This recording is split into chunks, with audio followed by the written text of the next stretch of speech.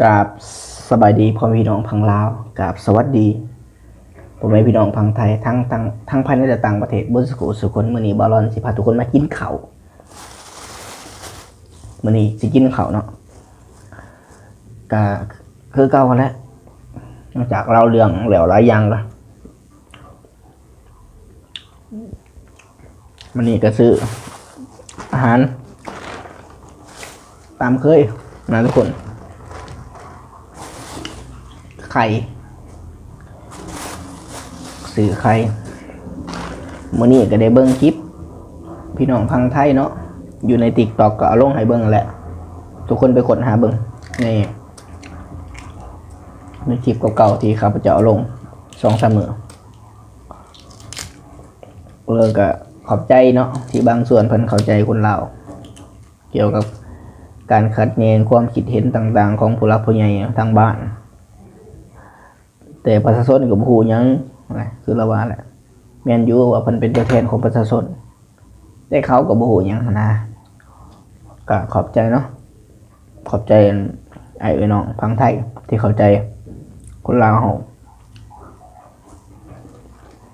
ก็มีหลายภาคส่วนคน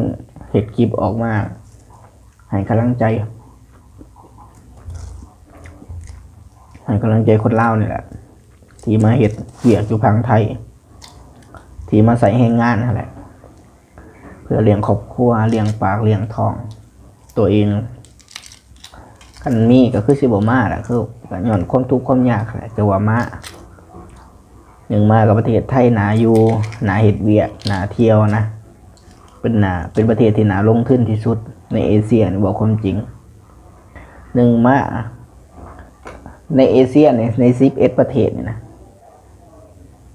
ประเทศลาวถือว่าโชคดีที่สุดโชคดีนั่นแหละ YouTube ลาวสมมุติเขาบ่ได้เฮ็ดก็เบิ่ง YouTube ไทยดาราลาวบ่หลายก็เบิ่งดาราไทยโทรทัศน์ทีวีการแสดงต่างๆคนลาวบ่ค่อยได้เฮ็ดหนังก็เบิ่งหนังไทยสบายรีโมทต่างๆที่เฮ็ดออกมาเป็นหน้าจอโทรศัพท์หน้าจอหยังที่มันบ่มีภาษาลาวก็อ่านภาษาไทยแบบสบายๆอ่านได้ของแขวเขียนได้พอถือว่าโชคดี โชคดีบางนี้นะบ่จำเป็นต้องแปล Google หยังคือมันมีตัวไทยนะเบิ่งโทรทัศน์ใส่โทรศัพท์หยังต่างๆสมัยก่อนๆหลัง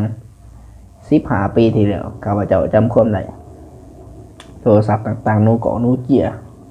ภาษาลาวบ่มี Google บ่มีภาษาลาว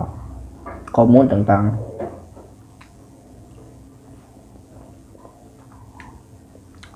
ก็ใส่ภาษาไทยอยู่เลยไปโชคดีมองนี่แหละนี่แหละความสัมพันธ์บริเกียรติบริสร้างเลยนะบริเกียรติสร้างยังจะบอกเรื่องประวัติศาสตร์ทั่วโลกทั่วประเทศในเอเชียนี่แหละมันก็ยังมีคือเก่าความเจ็บแขนความสำรอยนะก็เลยบริใส่ใจข้าพเจ้าก็เรียนจบประวัติศาสตร์และโบราณคดีเลยจนเรียนจบก็เฉยๆธรรมดาบริเก็บมาพ่อเกียรติอย่างเอาควรสิพัฒนาในสิ่งใหม่ๆนะสิ่งที่มันเขาหากันเลยข้าพเจ้าประเทศลาวนี่โชคดีที่มีประเทศไทยอยู่เคียงบ่าเคียงไหลแล้วก็เป็นประเทศบ้านพี่เมืองนอกกระถางบอกไปนี่แบบดูถูกประเทศตัวเองบอกได้ดูถูกบอกในจุดที่ว่ามันโชคดีนะบ่เคยดูถูกประเทศตัวเองว่าด้อยหรือว่าบ่พัฒนาแต่ยังประเทศเพิ่งปลดปล่อย65 ปี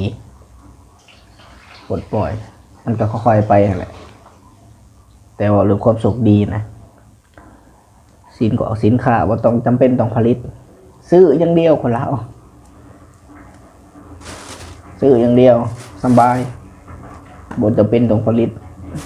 เมื่อยดอกรอซื้อจากพังไทยสำหรับแนวเกาะแนวกิน เครื่องบริโภคอุปโภคปัญหาเรื่องอาวุธมันซัมบายอีกซื้อมาจากรัสเซียซื้อมาจากจีนซื้อมาจากเวียดนามคนลาวมีแต่ซื้ออย่างวะคันบริยักตีกันตลาดไปตีอยู่แล้วประชากร7-8 ล้านแต่คนซื้อน่ะหลายกว่านั้นจริงเลยทุกคนลองไปเบิ่งไปตีกันตลาดอยู่แล้วเบิ่งคันบริยักตีแตกนะตลาดแตกเพ้อกับสิรั่วสำหรับอยู่ประเทศไทยอะไรเหตุธุรกิจอยู่ฝั่งลาวนะอันนี้แนะนำผู้แม่พี่น้องฝั่งไทยผู้ที่มีเงินมีคำผู้ที่ร่ำรวยมีทรัพย์สินหลายนะอยากเป็นพ่อค้าแม่ค้าอยากเป็นนักธุรกิจไปลงทุนอยู่ต่างประเทศก็เชิญไปได้นะสบายไปลงทุนอยู่ลาวเบิ่งค่าของสิบ3 ทบของประเทศไทยไปเบิ่งบ่เสืออยู่เวียงจันทน์วังเวียงเมืองหลวงสวรรค์เขตจำปาสักอยู่บ้านนอกก็คือกันเอาเรื่องอันสินค้าได้ออร์แกนิกสินค้าผลิตอีกสินค้าสำเร็จรูปก็แพงเกินในเมืองยังบอกละไปลองไปเบิ่งค่าจ้างคนลาวก็ถูก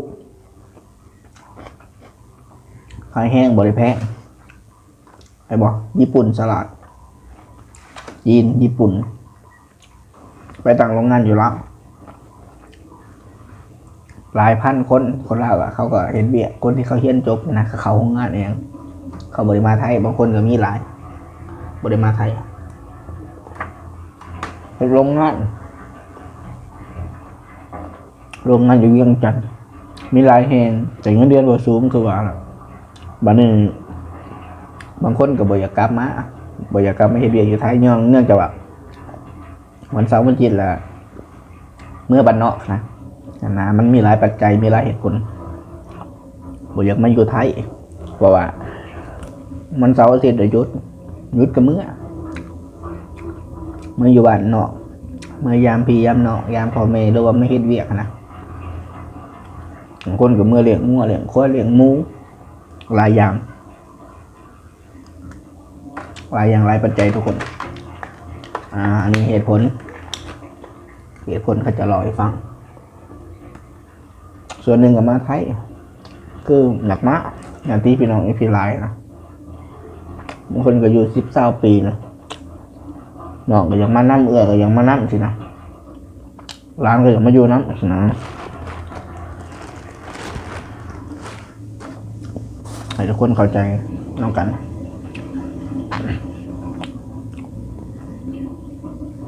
แต่ว่าคู่มือนี่อย่างอื่นเนี่ย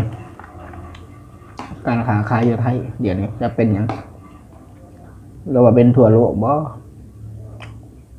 ไม่ค้าขายบ่ค่อยดีปานไหนข่าวเจาะไปรับจ็อบอยู่ตลาดมันเป็นตลาดดอกแค่หนาห่างนายยังเนี่ยนะคู่จักกับคนเล่าไปพานหมูหุงไปปอกสลัดไปเขาจ้างยังไงเห็ดได้ในเวลา4-5 ชั่วโมงเด้บ่ได้เห็ดโดนเลยเพราะว่าต้องพาไปลินไปเที่ยวเลยไปถ่ายภาพไม่ขาเขาก็จมเนาะขาขายบ่ค่อยได้ห้ามครับจากในส่วนอื่นแห้งมาเด็กก็บอกกับเขาไม่คนอีสานเป็นเฒ่าแก่แล้วก็จากคนลาวประเภทคล้ายกับเขาหาอย่างและคนกัมพูชาคนพม่ามีแต่คนลาวแล้วบอกภาษาไทยชัดเจนกันนะอ่านภาษาไทยได้คนพม่าไม่หน่อยคันมีก็อยู่เบื้องหลังมันเบื้องหน้ามีแต่คนลาวเบื่อเสือเขาดอกไปถามเลยแล้วพม่ากัมพูชาเขาไว้ข้างหลังอาจจะจัดพักดังถ่วยบ่อาจจะ กินเนื้อกินนะอาหารเรือน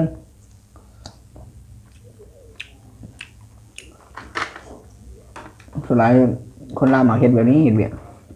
คนเฒ่าแก่ไทยก็มาหับเอาแบบนี้เขาอ่านหนังสือไทยได้บอกภาษาไทยได้คือได้เปรียบไอ้น้องพามาไอ้น้องกัมพูชาได้เปรียบไอ้น้องเวียดนามคนลาวนะถ้าจัดเลยงานถือว่ามีส่วนโอกาสร้าย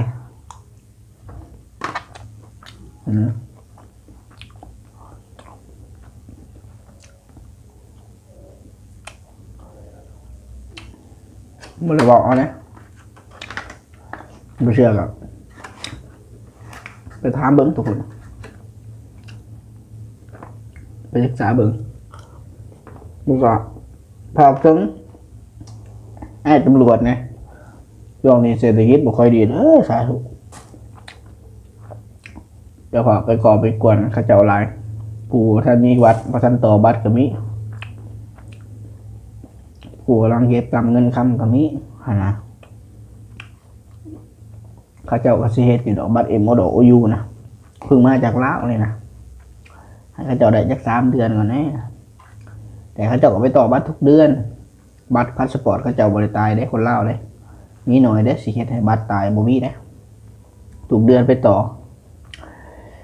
ตัวเองก็เก็บเงินนี่แหละเบอร์สิได้20,000เนาะไปต่อบัตรเอ็มโอยูตัวอดเขาอดนะบางคนก็โอ้ยมันทรมานอย่างนี้กันบอกแบบนี้คือบุเมื่อประเทศบางอย่างความทุกข์ความยากอะไรทุกคนก็สู่เอาทนเอาแหละบ่ประหยัดกับบ่รอดนะเมื่อบ้านกับบ่มีเวียงงานเฮ็ดคันเบ็ดเทียบสักคนบ้านนอกนะคันเทียบสักในเมืองกับพ่อมีนะก็ขอให้เห็นใจหน่อยเนาะในนามแรงงานวะประมาณเขามากัมพูชากับเขามาเวียดนามกับเขามาแล้วคนลาวเขายังเข่าแล้ว